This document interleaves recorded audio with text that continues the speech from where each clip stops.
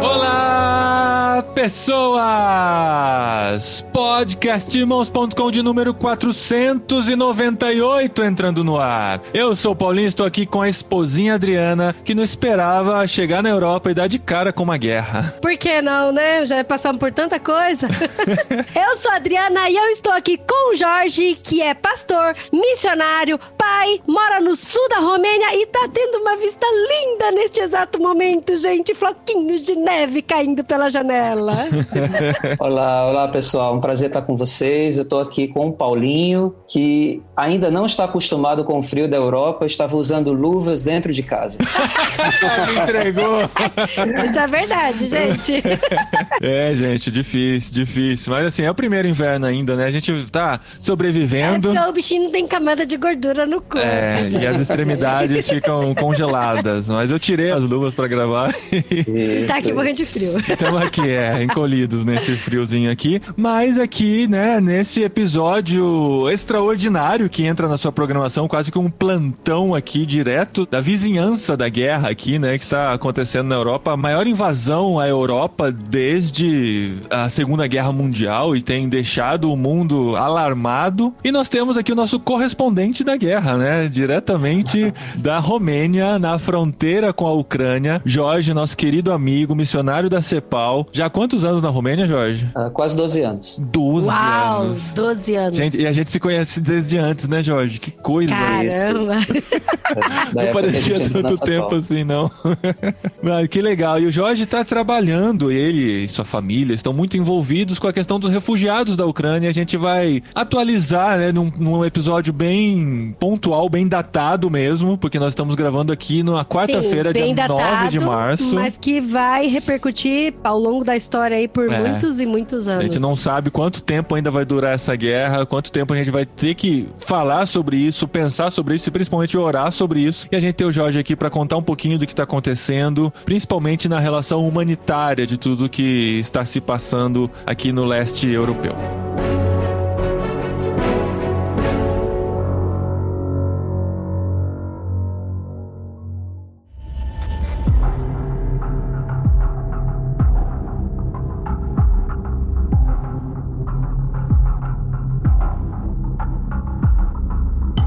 Que legal que a gente conseguiu esse horário pra gente poder gravar essa conversa. É um episódio mais sério, né? Porque a gente vai falar sobre toda essa questão da guerra, mas principalmente sobre o envolvimento da igreja, né? Meio que continuando a conversa que a gente teve com o Cassiano, com o Simvaldo, alguns episódios atrás, sobre o envolvimento da igreja em situações de catástrofes. Aí, de repente, uma guerra estoura na nossa cara e a gente tem que aprender a lidar com isso. E assim, algumas pessoas, né, se perguntam, por que a igreja tem que falar de política? Por que a igreja tem que falar de catástrofe? Por que a igreja tem que falar de guerra? Primeiro que a igreja não tem que, né? Aqui, ninguém tá aqui pra falar que alguém tem que fazer alguma coisa. Mas, gente, a gente é igreja, a gente é corpo de Cristo, a gente se importa e ama o próximo como nós mesmos. Ou então, deveria, né?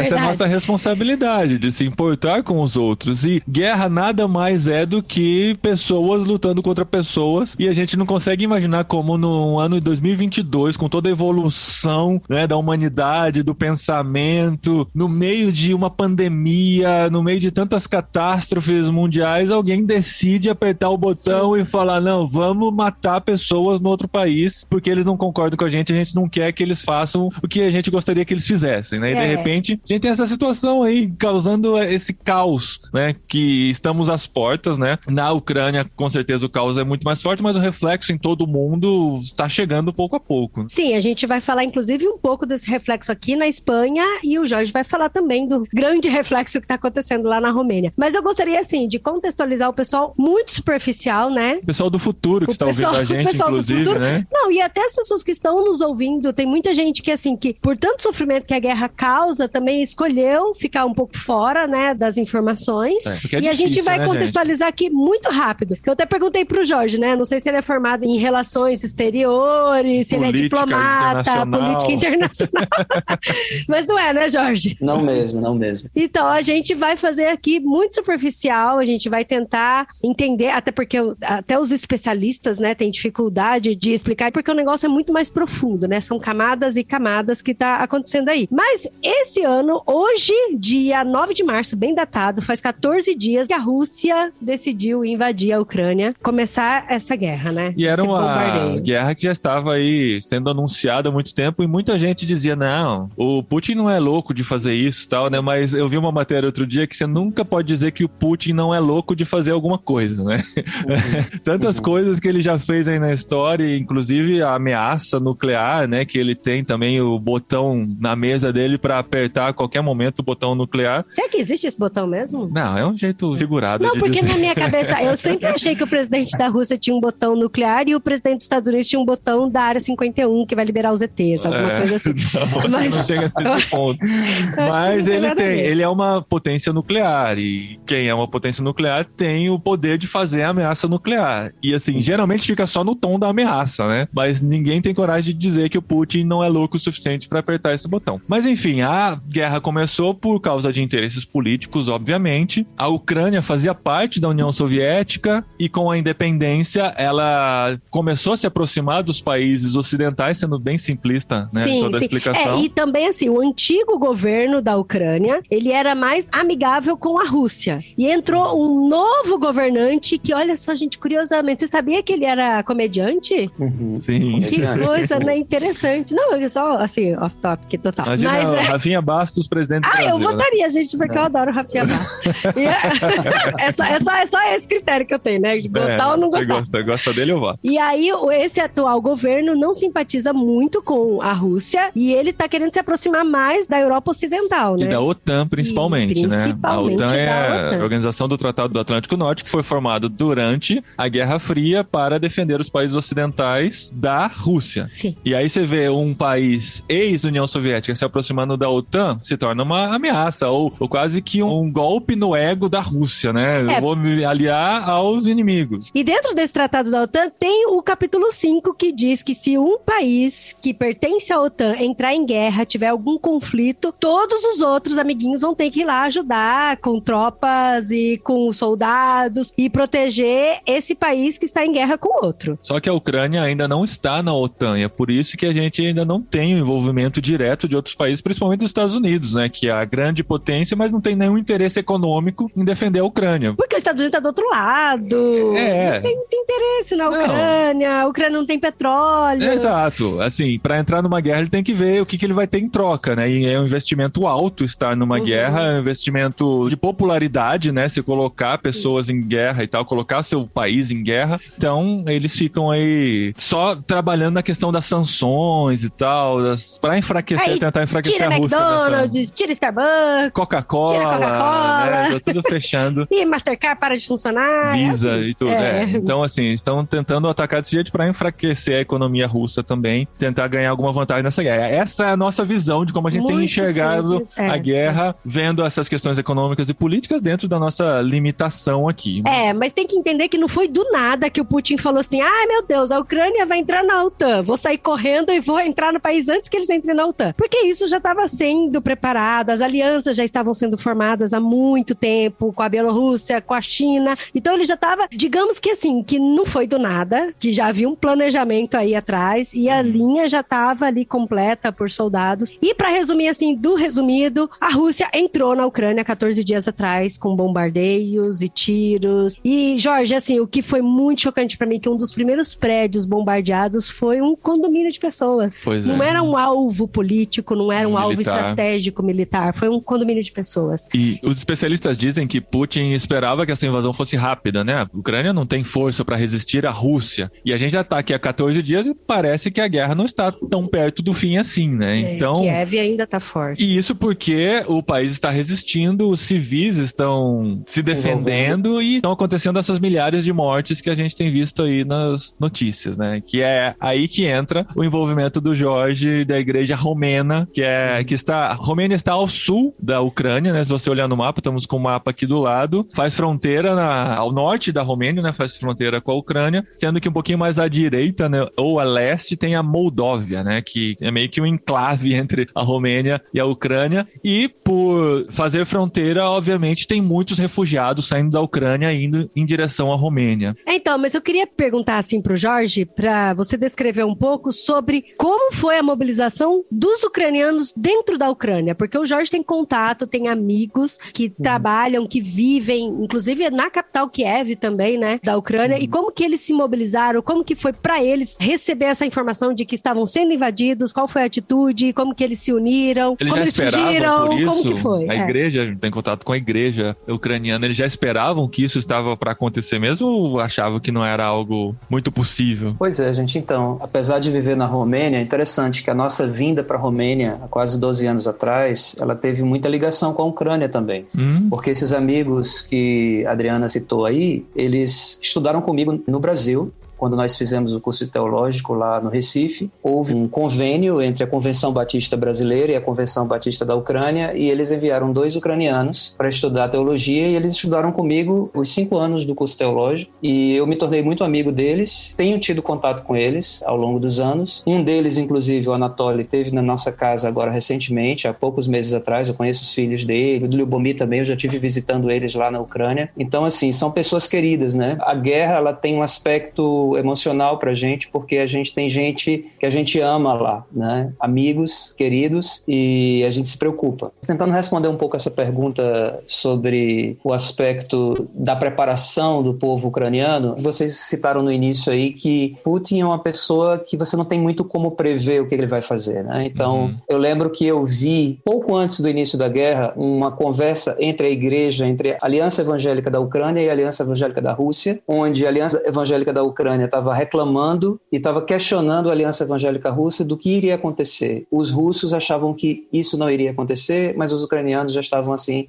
preocupados, né? E ao longo dos dias que foram passando e a coisa foi se tornando cada vez mais prática, porque na verdade o estopim foi quando a Rússia reconheceu aqueles 2 estados, né, que são colados com a Rússia, como estados independentes. Sim. Então eles invadiram, né, mas não como invasão ou como guerra, mas como defesa do povo russo que está nesses 2 estados e cuja independência não foi reconhecida nem pela Ucrânia, e nem pela ONU, e nem pelo mundo ocidental. Isso aconteceu, né, Jorge? Porque durante a formação da União Soviética, a estratégia soviética foi de enviar russos para povoarem todos esses países que antes eram independentes, foram acoplados à União Soviética. Então hoje a gente tem minorias russas em vários países desse leste europeu que antes faziam parte da União Soviética. E esses russos estão lá, em geral, estão mais conectados à Rússia do que ao próprio país onde estão, né? E havia um grupo separatista dentro da fronteira com a Rússia que estava pedindo a separação da Ucrânia e voltar a ser Rússia. Então, assim, a verdade é essa, que a visão deles é diferente da nossa, porque o próprio conceito deles, a maneira de pensar é diferente. Cosmovisão, né? Cosmovisão, né? Deles é totalmente diferente da nossa, mas o fato é, a igreja ucraniana, né, as pessoas, os ucranianos em geral, eles tiveram muito pouco tempo para se preparar para sair, né? Até porque entrou a lei marcial, e a lei marcial diz que homens entre 18 e 60 anos, eles não podem sair do país, eles precisam ficar para lutar. Aí a gente teve uma saída em massa de mulheres e crianças. E aquelas cenas tristíssimas de despedida dos pais de seus filhos e esposa, né? Exatamente.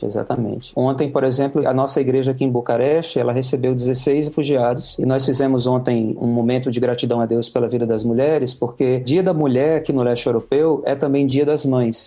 E a gente ficou com o coração muito apertado aqui em casa também, como igreja, porque imaginem, hoje nós temos mais de 2 milhões de refugiados ucranianos já. Na sua maioria esmagadora são mulheres com filhos, né? Que deixaram seus maridos lá na Ucrânia para lutar. Então, imagina passar o Dia das Mães num país estrangeiro, sem seu marido, preocupada com o marido, né? E às vezes sem o filho também, né? Se tem filho de 18 anos, né? Exatamente, muito difícil. E você tem alguma informação sobre como a igreja russa, ou essa aliança evangélica russa, tem reagido a essa situação? Qual que é o posicionamento da igreja na Rússia? Tem alguma informação? Eu não tenho visto nada sobre isso. Certamente eles devem ter se posicionado, mas eu confesso que não conheço agora o posicionamento deles. Mas uma coisa que eu sei é que existia uma conexão muito grande entre a igreja ucraniana e a igreja russa. Por exemplo, há 3 anos atrás eu participei de um congresso lá na Ucrânia. Eu fui o único representante da Romênia, mas era um congresso bem grande. O congresso todo era em russo. E foi na Ucrânia. E eu vi a conexão que existe tão profunda entre a igreja ucraniana e a igreja russa. Olha só. Na verdade, não apenas entre a igreja ucraniana e a igreja russa, o povo ucraniano e o povo russo. Eu acho que uma das coisas que dói mais no coração de ucraniano é eles saberem que o meu irmão está me matando. Sim. Porque a conexão é muito forte, muito profunda. A gente não vai entrar aqui em detalhes e a gente nem conhece todos eles, mas se você pensar historicamente, a capital da Rússia foi Kiev. Não da Rússia Federação de hoje, mas do passado, historicamente, né? Eu vi também uma matéria que Kiev já era uma metrópole quando Moscou era só floresta. Isso, né? Então isso, é exatamente. muito mais histórico, né? Exatamente. Mas o que eu quero dizer é que é muito difícil, né, para o ucraniano passar por isso. Eu vi a conexão que existia entre as igrejas, os pastores. Foi tudo em russo, como eu falei. Eu não entendo russo, não falo russo, mas veio um missionário americano e traduziu para mim, para o inglês, a conferência. Mas foi muito interessante ver a unidade da igreja. E uma das coisas que eu questionava é por que a igreja romena não é tão conectada com a igreja ucraniana como a igreja russa é com a igreja ucraniana. É por causa da língua. O fator língua é decisivo, né? E a língua ucraniana e a língua russa, até onde eu sei, são muito, muito parecidas. Talvez até mais parecidas do que o português e o espanhol. Por exemplo, eu falei para vocês que eu tenho um amigo ucraniano que esteve aqui em casa há pouco tempo atrás, missionário, né? O Anatoly. E os filhos dele, a gente não tem uma língua comum, porque eles não falam romeno, eles não falam inglês, eles não falam Eles não falam português?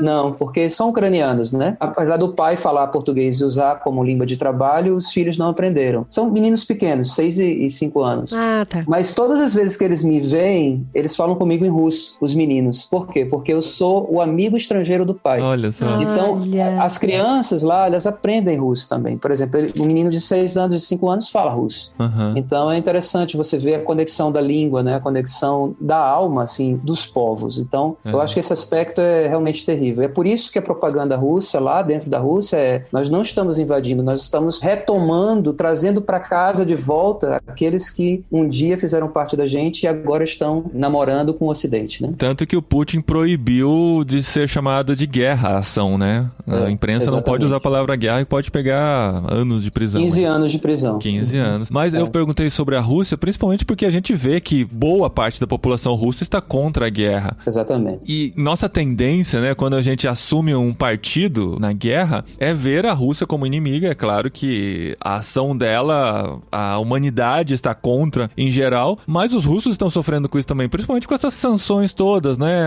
Todos os cortes econômicos, o acesso que eles estão perdendo, e a população russa vai sofrer com essa guerra também. Então é importante a gente colocar a Rússia nas orações também, né? E entender todo esse cenário que é muito mais amplo do que essa coisa do o mocinho contra o bandido, né? Tem muitas nuances dentro de tudo isso. Uau, entendendo essa conexão que o Jorge falou da Ucrânia com a Rússia, eu não tinha noção de que era tão próximo assim. Ontem eu tava vendo... Ontem não, faz tempo. Acho que já faz uma semana. Eu sou meio perdida, tá? De tempo. O ontem pra mim pode ter sido mês passado. Um dia são como 1000 anos e 1000 anos são como um dia. É muito isso. E aí eu tava vendo o jornal aqui na Espanha, que aqui eles estão passando quase 24 horas. É impressionante. Tem o jornal diário aqui. Se tá passando outra notícia, vira e volta, eles chamam ao vivo, tá acompanhando bastante. E teve uma cena que eles filmaram, talvez até deve ter passado no Brasil, de uma senhora que ela foi muito brava falar com um soldado russo. E ela era muito mais velha que ele. Só que ela foi conversar com ele com carinho. Ela foi falar: meu filho, o que é que você tá fazendo aqui? Volta pros seus pais. Para de matar, a gente é como irmão. Não, sai daqui, sabe? O que você tá fazendo aqui, gastando sua vida com isso por um ideal que eu acho que você nem acredita, sabe? Então ela tava falando com carinho, mas dando bronca de mãe nele, sabe? Volta pro quarto e vai estudar, sabe? Assim. Aí agora pra mim faz sentido, porque quando eu olhei, eu falei: nossa, mas que liberdade, né? De onde a mulher tem essa liberdade pra falar com um inimigo, né? Um soldado russo. E aí você vê que tem essa conexão mesmo, né? Essa conexão Esse background é muito importante.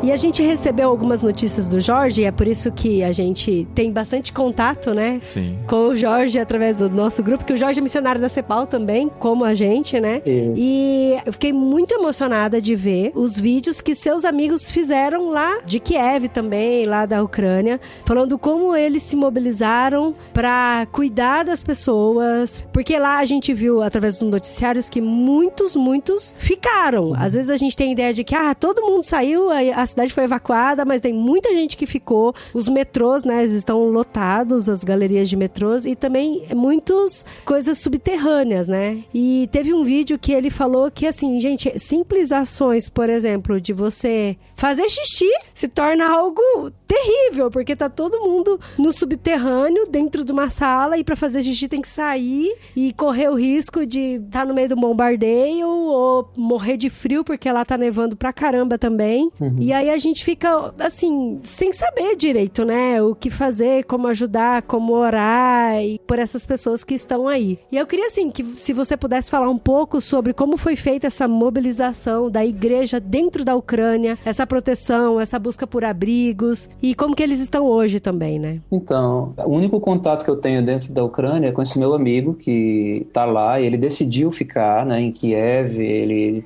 poderia ter saído antes da lei marcial, mas ele decidiu ficar, e ele tá entendendo como o lugar certo para ele estar, né? Ele enviou a família para o interior, num estado que é mais próximo da Polônia, mas Lviv, ele decidiu ficar... Lviv, exatamente, no interior de Lviv, e ele decidiu ficar em Kiev para defender, né, a cidade, né, contra a invasão. Então, realmente, ele mandou vídeos, ele mandava diariamente vídeos, agora ele está mandando mais ou menos a cada 2 dias, mas muito difícil. E ele passou, na verdade, 7 dias com a família no subsolo do prédio, né? Uau. Ele decidiu mandar a família lá, acho que no 8º dia da invasão. Então, o nosso coração ficou bem apertado porque a gente viu a Natasha, que é a esposa dele, do Lubomir, e os filhos, né, o Maximus e o Nathan, lá dentro do subsolo do prédio e num frio desgraçado aqui do leste europeu, e eles lá sem nenhum tipo de calefação. E como você falou, até as necessidades fisiológicas têm que ser feitas de uma maneira assim, fora, e a neve caindo, escutando bombas caindo todo o tempo, assim, a poucos metros, assim, de onde eles estavam. Então, assim, é terrível mesmo. Mas, assim, o povo ucraniano, o que a gente vê é que o povo ucraniano, eles realmente estão defendendo a sua terra, eles estão defendendo o seu chão, estão defendendo a sua história, estão defendendo as suas famílias. E está havendo uma mobilização muito grande. Pessoas que, por exemplo, eram profissionais liberais, como advogados, agora estão na trincheira com a arma na mão, né? Você estava comentando, né, antes da gente entrar no podcast, de um casal que o marido foi lutar e a mulher está fazendo comida para os soldados. Então, assim, está havendo uma mobilização muito grande interna. Mas também tem muita gente que saiu, né? Então, existem esses 2 aspectos da crise humanitária. O aspecto de quem ficou e o aspecto de quem saiu, né? A nossa igreja aqui em Bucareste, a igreja da qual faço parte, sou parte da equipe pastoral, a gente tem se mobilizado tremendamente para ajudar não apenas os que vieram, mas também os que estão lá. A gente conseguiu uma conexão e a cada semana a gente manda 2 ou 3 vans cheias de donativos e alimentos e tudo mais, e passa a fronteira e chega até dentro da Ucrânia, para que os ucranianos que estão lá consigam ter alguma coisa. O pastor até domingo passado falou, olha, o caixa da igreja, a gente rapou o caixa, e todas as ofertas que a gente fizer, eu até fui a pessoa que fiz a parte do ofertório domingo, e a gente enfatizou bem isso, todo o dinheiro arrecadado vai para a Ucrânia, porque é um povo irmão da gente, né, também, e está muito próximo da gente. Então houve uma comoção muito grande, né? Eu estou aqui há quase 12 anos, como eu falei, agora em junho eu vou fazer 12 anos que estou aqui com a minha família, e a gente trabalha na CEPAL, uma agência interdenominacional, e o nosso objetivo sempre é tentar agregar as igrejas, né? Unir as igrejas, juntar as igrejas. E eu, depois de muitos anos tentando fazer isso de diversas maneiras, usando a oração, usando missões,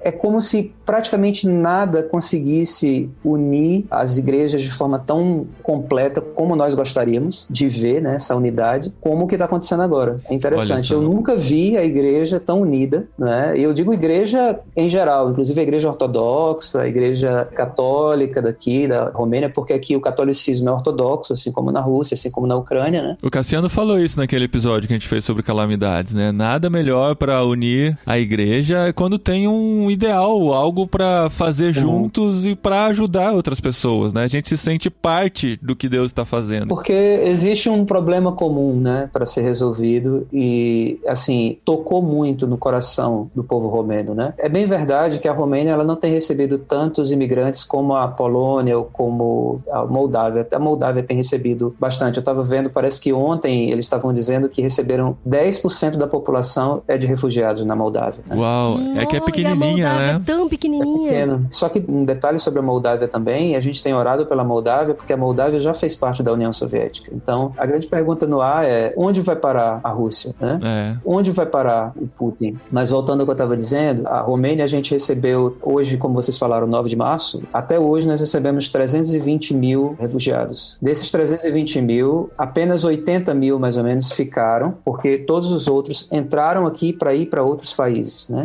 Seja por via aérea, seja por via terrestre. As fronteiras para a saída da Romênia para a Hungria, por exemplo, estão com filas quilométricas, porque muita gente está entrando para sair, para ir para onde tem parentes, talvez na Alemanha, na França ou em outros lugares. Por exemplo, essas pessoas que estão na nossa igreja, 16 refugiados, eles hoje pela manhã, inclusive eu estava orando por isso agora há pouco, estavam indo na Embaixada dos Estados Unidos para tentar o visto americano, para poder ir para os Estados Unidos. Então, assim, o apoio que a Romênia está dando é principalmente um apoio de trânsito, mas essas pessoas precisam de apoio. Por exemplo, hoje eu estou conversando com vocês, mas quase que eu não pude conversar com vocês, o Paulinho sabe disso, porque eu estaria viajando para a fronteira para pegar uma mãe e 2 filhos que precisavam passar uma semana em Bucareste, que eles iam tentar o visto para a Inglaterra. Porque a Ucrânia não faz parte da União Europeia, então eles não têm... A Inglaterra também não, por causa do Brexit, né? Mas para esses outros países como a Alemanha, França e tal, o romeno, por exemplo, não precisaria de visto. O espanhol, onde vocês estão aí, não precisa de visto, que é o espaço Schengen, né? A União Europeia, mas a Ucrânia não faz parte da União Europeia, então eles precisam de um visto especial para ir para alguns desses outros países, né? Por exemplo, e a Romênia pode ajudar nesse sentido, porque faz parte da União e tem suas embaixadas aí, seus consulados, né? E Bucareste está preparado para fazer toda essa parte de legalização para eles poderem entrar na União Europeia? Porque muita gente, né? Então, assim, o que eu tenho visto, essas filas estão grandes porque nos pontos de fronteira a checagem é muito detalhada, porque, assim, no momento em que você sai da Romênia para a Hungria, você já entra na União Europeia e você pode chegar até Portugal sem barreiras, sem fronteiras, praticamente, né? Porque ali é tudo espaço Schengen. A Romênia e a Bulgária, apesar de estarem na União Europeia, ainda não são espaço Schengen. É uma outra discussão. Tá. Mas saindo da Romênia, você está no espaço Schengen. Eu já viajei de carro. Saindo da Romênia, você chega à Alemanha, chega à Itália, chega a vários países ali, e você não precisa passar por fronteira nenhuma mais. Então, o ponto de fronteira da Romênia, ele é muito detalhado, no caso da Hungria para lá, né? Tanto da saída daqui da Romênia, na entrada na Hungria, tem que ser bem detalhado para evitar problemas. E talvez venham, talvez não, né? Certamente, se a guerra durar mais um tempo, vai passar mais gente ainda, né? Parece que já foram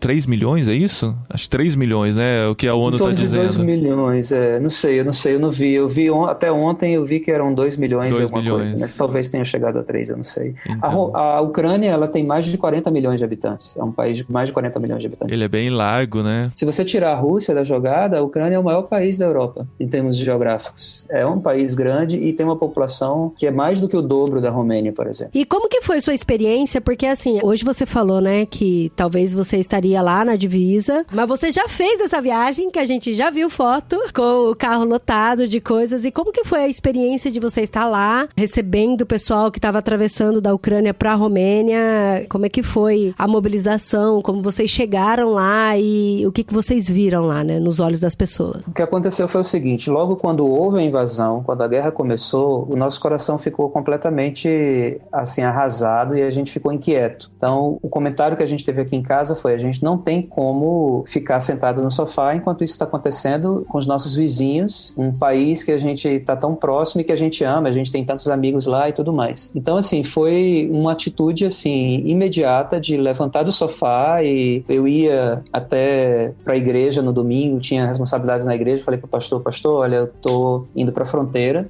comprei alguns donativos aqui, vou com minha família para ajudar de alguma forma. E o pastor falou: tô com o mesmo pensamento. Então, assim, foi uma mobilização que Deus colocou no coração de todo mundo, e muita gente foi. Eu me surpreendi com o número de carros que eu encontrei lá, de pessoas e de quantidade de donativos e tal. Então foi muito lindo ver isso aí. E aí, nesse processo, né, de entrega dos donativos lá para a prefeitura, para que eles pudessem organizar, eu conheci um ucraniano que veio me ajudar e tal. Ele perguntou, né, meu nome e tal. Eu falei, ele falou, você é ucraniano? Ah, sou ucraniano. E ele perguntou, de onde você é? Você é romeno? Eu falei, não, eu sou brasileiro. Ele falou, do Brasil você é? Eu falei, sim. Aí ele falou, eu amo o Brasil. Ah, que legal. Aí eu falei, que bom, cara. Aí ele perguntou assim, mas o que você veio fazer aqui do Brasil? Por que você veio pra cá? A pergunta dele foi essa. E eu olhei pra ele e disse assim, por você.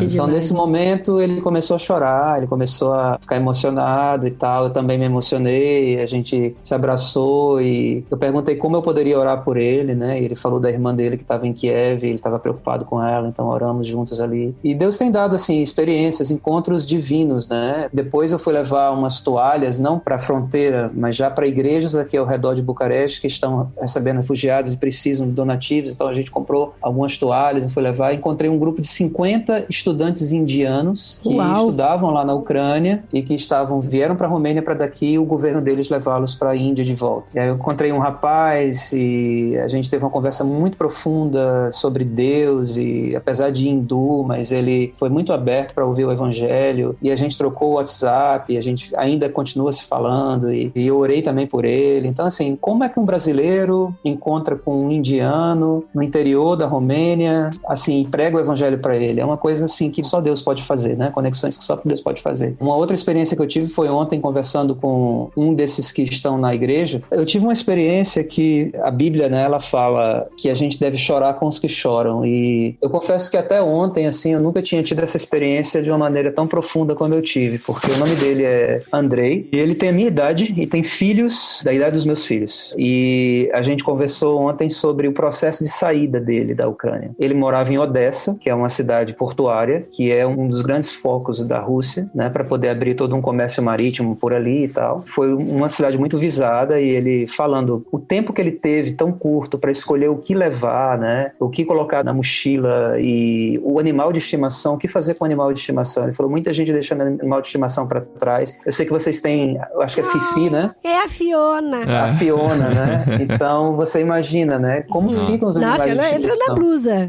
Né? Nesses momentos. Então, e uma coisa interessante foi que ele falou que no dia anterior ele tinha recebido a aprovação da prefeitura local para construir a casa. Ele ia fazer uma reforma na casa e tinha todo tipo de material de construção na frente da casa. Eles iam começar a casa quando começou a guerra. Então ele teve que deixar tudo para trás, pegar o carro dele e vir para cá, para a Romênia. Eles que estão tentando o visto americano agora, né? Foi uma experiência tremenda, porque a gente começou a falar sobre coisas muito profundas. Ele dizendo, olha, eu percebi que a gente não tem nada, e eu percebi que a gente não tem controle de nada. Eu perguntei muito sobre os filhos, né? Como é que os filhos estão processando isso. E uma história que ele me contou, que nesse momento a gente chorou, não teve como não chorar, foi que a filha dele tinha muita dificuldade de crer em Deus, porque ela sempre via o pai em controle de tudo. Ou seja, ele, o Andrei, em controle de tudo. Mas só que houve um momento, né, nessa guerra, que eles precisaram fugir e que o pai dela, humanamente falando, não tinha mais controle de absolutamente nada. E aí ele comentou que ela agora está se reportando a Deus de uma maneira completamente diferente. Inclusive no domingo ela chorou bastante no culto, e eles estavam olhando, né, os pais falando, mesmo tendo perdido tudo do ponto de vista material, eles dizendo que essa guerra, por mais desastrosa e terrível que ela esteja sendo, mas a gente vê Deus trabalhando de algumas maneiras, e a gente vê a fé no coração da nossa filha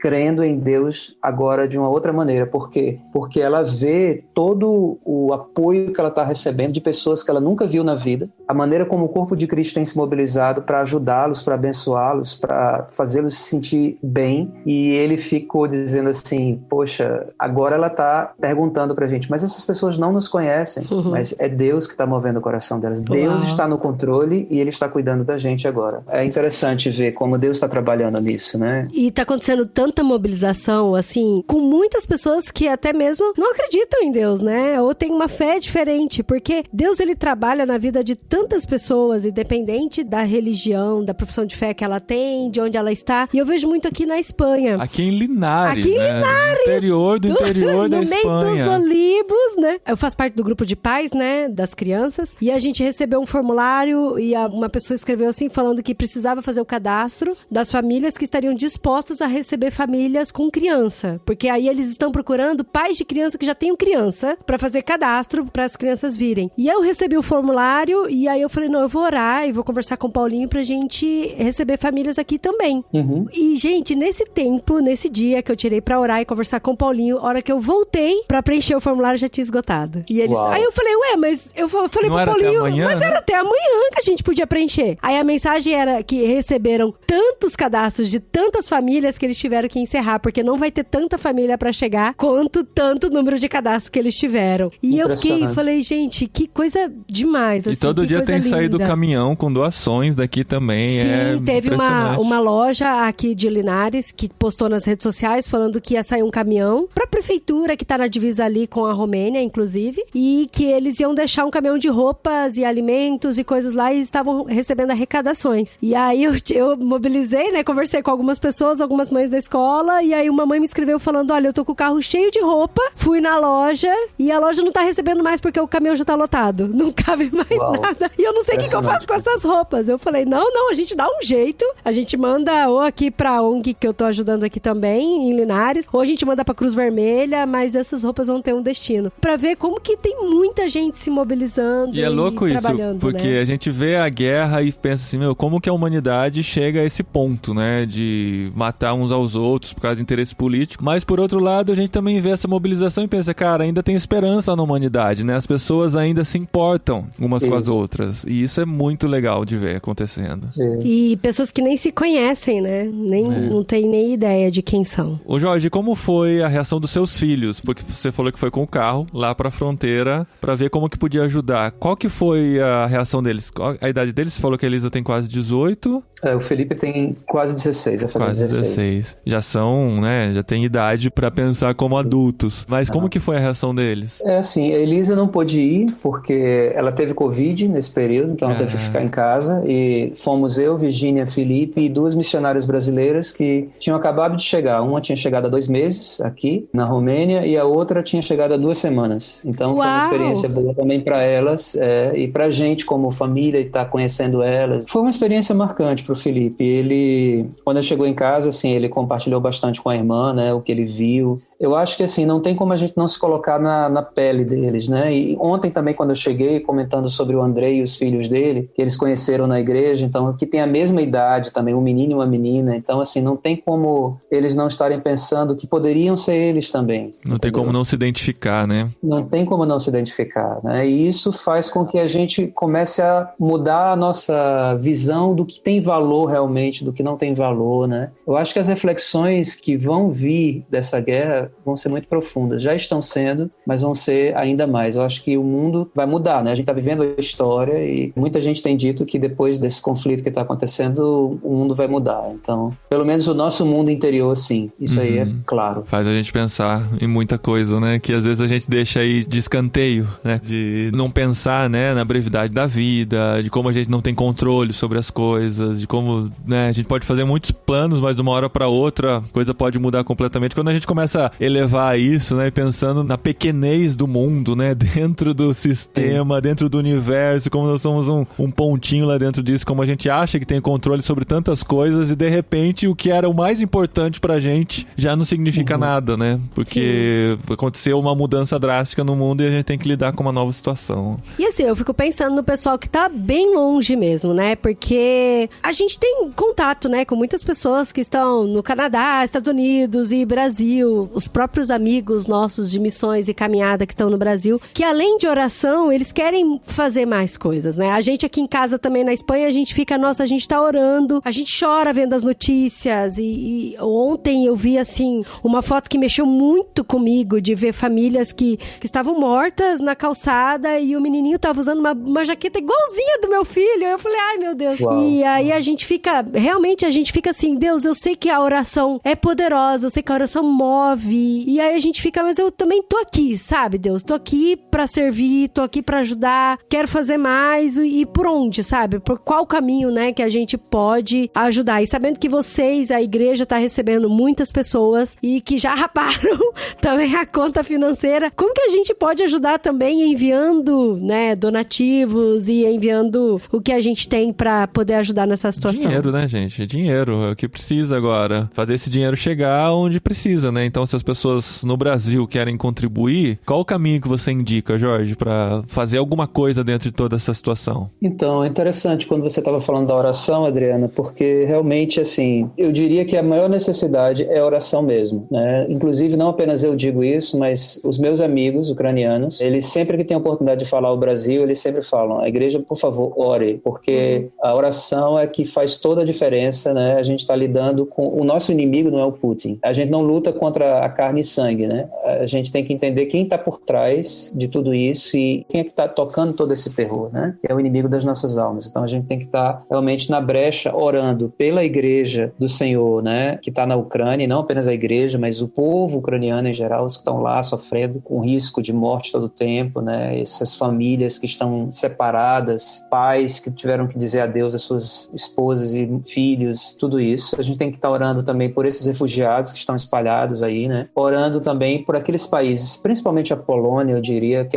só a Polônia já recebeu mais de 1 milhão de refugiados, né? Mas também a Romênia, a Moldávia, que estão bem próximos, estão recebendo muita gente, para que a gente consiga ajudar da melhor forma possível. Mas aí, falando em oração, é interessante que depois que a gente sai do Brasil, a gente começa a olhar o nosso país e a nossa língua de forma diferente. Eu falo muito sobre oração aqui, a gente tem alguns cursos de formação espiritual que a gente ensina e sempre eu coloco a palavra oração em português, porque em romeno oração é rugăciune, é uma outra palavra, claro, né? Uma outra língua, outra palavra em um outro sentido. Mas eu sempre escrevo no quadro a palavra oração e mostro que na língua portuguesa, dentro da palavra oração, existe a palavra ação. E se você faz uma oração para Cristo, né? Aí eu coloco geralmente o C na frente e se transforma na palavra coração, né? Que é esse afeto que você tem com Deus, né? É interessante, eu estou lembrando dessas aulas que eu dou aqui no treinamento de líderes que a gente faz. Então, é importante fazer essa conexão, como vocês estão falando, da oração e da ação também, né? E nós, como CEPAL, estamos organizando aí, acredito que até o podcast ser lançado, certamente a gente já vai ter uma forma de que as pessoas possam contribuir aí no Brasil e esse dinheiro chegue aqui na Romênia para que a gente possa suprir a necessidade daqueles que estão na linha de frente, das igrejas, das instituições. Uma coisa que é muito boa para mim, estando aqui há 12 anos, né, praticamente, e tendo um conhecimento muito amplo da igreja romena, porque como CEPAL, a gente trabalha com todas as denominações. Então, a gente tem contato praticamente em todas as partes do país, com várias instituições, inclusive até dentro da Ucrânia, porque tem uma parte lá chamada Tchernauts, na Ucrânia, mas ela fala romeno também. Então, a conexão. Eu tenho um amigo que é missionário romeno, que está lá na escola de missões dessa cidade, que está dentro da Ucrânia e que está transformando a escola de missões num campo para receber refugiados, né? Num lugar, assim, num abrigo para os refugiados. Então, assim, o que eu quero dizer com isso? No momento em que o dinheiro do Brasil chega aqui na Romênia, na CEPAL, a gente tem como direcionar para várias e várias instituições, tanto a nossa igreja local, como muitas outras que a gente conhece, que estão fazendo esse trabalho. Então, como você falou, Paulinho, a gente precisa de donativos, mas é muito mais difícil chegar ao donativo aqui na Romênia, né? Mas aí a oferta financeira, ela pode ser transformada em sementes de amor, né, que vão estar sendo distribuídas. E o detalhe que eu falei, que eu acho que vocês devem lembrar, que a nossa igreja, ela tem uma linha de contato direta com a Ucrânia. Então, assim, parte desses recursos não vão ficar só para os refugiados, mas eles vão alcançar também aqueles que estão na Ucrânia agora. Uau. Muito bom a gente poder ter essa conexão mais próxima aqui, né, de todo o conflito que está acontecendo lá e saber que a igreja está agindo. A gente já sabia disso, né, mas ouvir essas histórias e a gente se sentir parte disso como corpo de Cristo é muito bom saber que apesar das desgraças, apesar das calamidades, a igreja está lá, está agindo, está oferecendo os seus espaços, está colocando a mão na massa para agir, né? Se não tem como controlar a catástrofe, vamos agir nas consequências dela e a igreja está fazendo isso. Isso é muito, muito legal. Até o episódio, a gente vai ter o link, tá? Então, entrando no post desse programa, vai clicar no link lá da CEPAL para contribuir diretamente para essa ação na Romênia e na Ucrânia. Você pode contribuir, a gente convida e convoca vocês para participarem também, nossos ouvintes, dessa luta que a gente está junto aí com a igreja romena e a igreja ucraniana. Eu também queria ter a liberdade de colocar o link pro Facebook do seu amigo, ai gente, é tão difícil o nome dele, Anatoly. Porque ele faz os vídeos falando da situação atual, como é que tá. E eu acho que o Jorge não tem redes sociais, gente.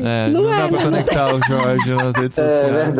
É verdade. Eu sou meio retrógrado nesse sentido. Mas se você quiser passar a sua caixa postal, as pessoas podem mandar uma carta. É verdade. Mas assim, na verdade, quem está mandando os vídeos dentro de Kiev é o Lyubomir. Na verdade, são dois amigos. Sim, o Anatoly, ele conseguiu sair para a Polônia. E foi uma história bem interessante, porque, assim, muito embora exista a lei marcial, mas eu estava vendo uma live dele com o pessoal da Junta de Missões Mundiais, e ele estava dizendo que, por ele ser pai de filhos menores adotados, no caso, ele tem uma filha adotiva, que é a Zlata, então ele teve a permissão de sair, mesmo sendo homem nessa faixa etária, né? E ele está na Polônia agora, ele está fazendo uma grande movimentação também com a Junta de Missões Mundiais também. Então, assim, existem muitas frentes de apoio, mas uma frente de apoio, de conexão do Brasil com a Igreja Romena, da Igreja Romena conseguir chegar pelo menos nessa fronteira inicial com a Ucrânia, eu diria que seria a CEPAL uma boa alternativa. Mas é importante estar atento para tudo que está acontecendo. E como eu falei, a Polônia está recebendo muito mais gente do que a Romênia. E como eu falei, a Romênia é mais, assim, trânsito para a maioria dos refugiados. Mas muitos deles estão fixando a residência na Polônia mesmo, procurando trabalhos e tal. Então, a Polônia, ela tem sofrido muito mais nesse aspecto do impacto da crise de refugiados do que qualquer outro país. Mas eu acho que economicamente fica muito difícil manter esse pessoal lá, né? Eu acho que eles vão acabar espalhando pela Europa mesmo. Possível. Agora que a Europa... Agora não, né? Já tem um tempinho, já tem alguns dias que a Europa falou que vai receber e que não vai fechar as portas, não vai fechar visto para os refugiados da Ucrânia. Então, eu acredito que vai espalhar e eu acredito que até aqui na Espanha vai chegar pessoas. Espanha, Portugal. Casa não vai faltar para eles aí, né, Adriana? Casa não vai faltar. Casa não vai faltar. E nem azeitona, porque cidade para ter azeitona. Azeitona e azeite, né? Mas legal, Jorge. Obrigado por ser nosso correspondente aí, perto da guerra. Sim. Qualquer momento você volta com mais informações, a gente te chama aí. Mas a gente segue daqui orando e se mobilizando e colocando aqui nossos ouvintes para pensarem mais diretamente no que está por trás de tudo que está acontecendo, né? A gente às vezes fica vendo as notícias da guerra em si, dos ataques, que são muito tristes, que comovem muito nosso coração, mas muitas vezes não sabe como ajudar e como participar. Aqui a gente tem um caminho de como ajudar e de como conhecer mais do que está acontecendo e se envolver e fazer parte do que a Igreja de Cristo está fazendo no mundo. E gente, olha, uma coisa que eu ouvi, o pessoal às vezes tem essa mania de tomar partido, né? Mas a Ucrânia fez isso, porque a Ucrânia procurou os Estados Unidos. Mas a Rússia tá certa. Mas a Rússia tá errada, a Ucrânia tá certa. Pra gente pensar nas pessoas que estão lá, que estão sofrendo, e todas essas histórias que a gente contou aqui no programa, pra gente, nosso foco são eles, assim, amar o próximo e a gente orar por eles. E aproveitar todas as oportunidades que a gente tem de fazer isso, de ajudar essas pessoas que estão nessa situação tão complicada, inclusive os russos. Exatamente. Que estão passando por grandes necessidades também. Muito bem? Obrigado, Jorge. Obrigada! Eu que agradeço, obrigado aí pelo carinho e seguimos juntos.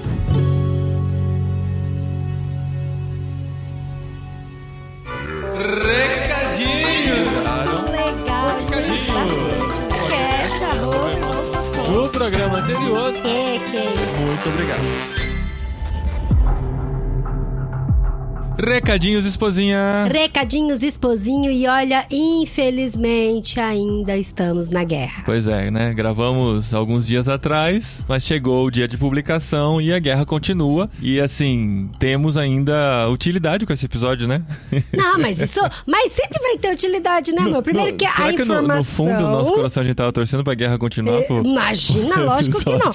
Porque... Não, gente, não passou isso na nossa cabeça, não. Não, porque inclusive... Mesmo que a guerra termine, os refugiados estão por aí, estão espalhados pela Europa, pelo mundo, o problema continua. A gente precisa continuar orando muito para Deus restaurar o coração das pessoas, para Deus restaurar o coração das crianças que viram muitas coisas, famílias que perderam pais, filhos e famílias inteiras. Gente, é tudo muito triste. E assim, graças a Deus pela vida do Jorge, que tem feito um trabalho muito acolhedor com os refugiados, né? E aquele link chegou, a CEPAL preparou o link pra gente, pra contribuição, para você contribuir diretamente com a Igreja Romena, que está ajudando a Igreja Ucraniana, e você, como Igreja Brasileira, onde quer que você esteja, você pode participar. A gente criou um encurtador de link para ficar fácil de divulgar no podcast, então você entra em irmãos.com/Ucrânia, no jeito brasileiro de escrever. Não tem nada de acento, não tem acento nem irmãos e nem acento na Ucrânia. E é com C, tá? Não é com K. Não é Ucrânia. Ucrânia, irmãos.com/Ucrânia, você entra lá e tem um jeito muito fácil de contribuir através do link. Pode ser por boleto bancário, por cartão de crédito ou por Pix. Você escolhe o valor, dá até pra parcelar, se gente, você quiser. Olha que legal, dá pra parcelar. Isso é muito legal. Porque às vezes você quer contribuir, ai meu Deus, não dá pra parcelar. Não dá pra parcelar, gente, não dá. Não, é só à vista. Não, porque no sistema aqui aparecia como parcelas. Ué, eu já tava falando que é tão da hora, você pode contribuir, as opções de parcelas são à vista. São à vista. Só à vista, gente. Só à vista, só à vista. Uma contribuição única.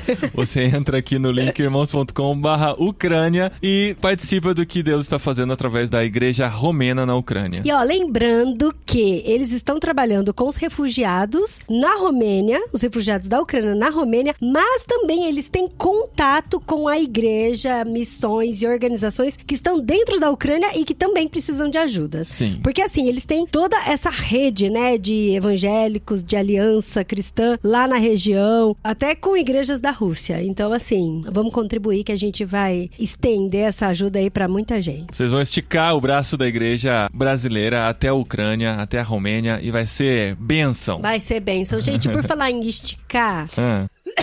Desculpa, eu tentei segurar. Não deu. Assim, não tem nada a ver, mas recadinha pra isso, né? Pra falar coisa que tem nada a ver também.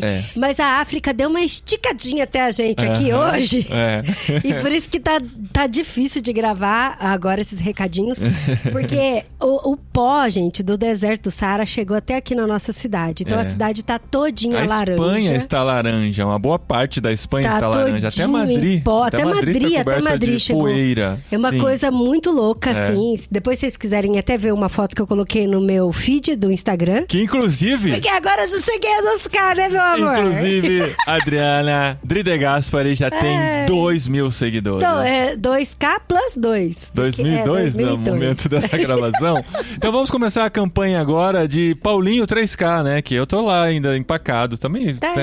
Se eu postasse, quem sabe crescesse, né? Mas acho que eu tô com 2.960, uma coisa assim. Vamos chegar no 3.000. Tá Paulinho de Gaspari. 3K. Tá? Hoje eu pus um Reel, inclusive, né? Legendado, o primeiro Reel legendado que eu fiz, explicando um pouquinho sobre esse fenômeno do Kalima, ou da Kalima, gente, não sei. E tá muito difícil de respirar. Que é essa poeira que chegou aqui e choveu, né? Enquanto tinha poeira, choveu e os carros, as ruas, as casas ficaram cobertas por lama. Não, e aí o pessoal fala, nossa, mas que bom que choveu. Gente, é pior, porque daí a chuva bate no chão e a poeira sobe. Então, assim, é que não choveu muito. Então, foi só uma garoinha. Foi só uma garoa. Só pra dar a sujadinha mesmo, né? Então, assim, tá bem difícil de gravar esse programa, de gravar esses recadinhos agora, porque a gente tá aqui no Tosse. Estamos trancados dentro de casa, as atividades outdoor, né? As atividades externas da cidade foram canceladas, então quem faz futebol, outros esportes, as crianças não foram pro recreio hoje, né? Não cancelaram aula porque dentro da sala de aula dá pra se proteger. E estão todo mundo de máscara, né? Ainda. Inclusive, a recomendação de sair de máscara na rua. Então, a gente tava começando a se acostumar, máscara, né? As pessoas sem máscara. Agora tava todo mundo de máscara de novo, mas estamos aqui dentro de casa com esse tempo seco. Mas só pra compartilhar com vocês e datar mais um pouco esse episódio. A extensão, assim, da África até a gente. África, muito bem. E esses são os últimos recadinhos antes do episódio 500 do podcast Irmãos.com. Esse é o 498. Semana que vem tem literário sobre o livro do T.D. Wilson, aquele que você não quis ler. O livro da Xícara Maluca, Da Xícara Maluca. Gente, Xícara Maluca é muito brinquedo do Hop Hari. Eu espero que vocês tenham falado sobre isso. Não falamos sobre isso. Não acredito. Faltou eu nesse programa pra falar essas coisas. E não, o Hop Hari nem é Xícara Maluca, era tinta que misturava. A Xícara Maluca tá em todos os parques de diversão do Brasil. E vocês não fizeram essa menção? Não. Não acredito. Thiago Ibrahim, ó. Você tá dando spoiler demais. As pessoas ainda não sabem que a gente já gravou esse episódio. Que o Thiago Ibrahim vai participar? Desculpa. Semana que vem tem literário pra vocês. A gente já gravou pra dar uma adiantada aí, pra gente conseguir trabalhar no episódio 500 do podcast Irmãos.com. Mas você pode ler com a gente e ver a repercussão na semana que vem. E se você quer estar mais perto ainda de Irmãos.com e do podcast Irmãos.com e do que estamos fazendo por aqui, as nossas novidades, a gente coloca sempre em primeira mão na cabine Irmãos.com, que é o nosso grupo no Telegram, reservado para os que contribuem financeiramente com esse projeto também. Então, a partir de R$15 você consegue contribuir, é só entrar em irmãos.com/cabine e fazer parte dessa família. Olha, gente, é uma cabine que não é tão grande, mas assim, a gente fica num aconchego lá, apertadinho. Eu imagino aquelas cabines telefônicas de Londres, sabe? Com que o pessoal... 60 pessoas dentro. Mais ou menos isso. Não, mas é tipo aquela tenda de acampamento do Harry Potter. Parece pequena de fora, mas a hora que você olha por dentro é tão aconchegante. E você sempre tem uma xícara de café pra servir. Ou uma xícara maluca pra ler, né? Não. E você não precisa participar e interagir o tempo todo. É um grupo que você pode deixar no silencioso lá, de vez em quando você entra, se atualiza. Se quiser participar sempre também, não tem problema nenhum. Mas é uma fraternidade que a gente tem lá pra trocar experiências, orar uns pelos outros e seguir juntos aqui nessa jornada. Vocês também contribuindo financeiramente pra o que está sendo feito aqui através de nossas vidas. Mas tem gente que também contribui, faz parte, né, financeiramente do nosso projeto e que não está na cabine, mas porque, assim, por motivos de escolha. Então, não é uma obrigatoriedade. Claro, a cabine é um plus. lugar... É um lugar onde a gente abre o coração.